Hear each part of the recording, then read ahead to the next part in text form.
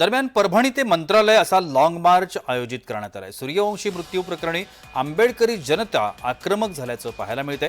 परभणी ते मंत्रालय मुंबईच्या दिशेने जात आहे, याचाच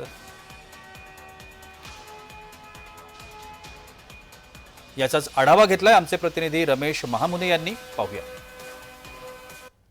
परभणीमध्ये राज्यघटनेची विटंबना झाल्यानंतर न्यायालयीन कोठडीमध्ये सोमनाथ सूर्यवंशी यांचा मृत्यू झाला होता। यानंतर आंबेडकर चळवळीचे विजय वाकोडे यांचा हृदयविकाराच्या झटक्याने मृत्यू झाला होता।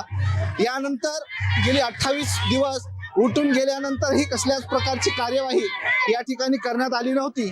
मात्र त्याच पद्धतीने प्रशासन कसल्याही प्रकारचे गंभीरतेने हा विषय घेत नसल्यामुळे अखेर आंबेडकर अनुयायांच्या वतीने परभणी ते मुंबई मंत्रालयापर्यंत लॉंग मार्च मोर्चा काढण्यात येणार आहे, सध्या निघालेला आहे।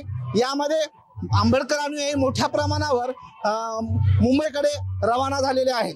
या ठिकाणी जर आपण पाहिलं तर भीम अनुयायी हे स्वयंस्फूर्तीने या मोर्चामध्ये सहभागी होताना दिसत आहेत। सोमनाथ सूर्यवंशी तसेच विजय वाकोडे यांना न्याय मिळाला पाहिजे अशी भूमिका या ठिकाणी परभणीकरांची आहे।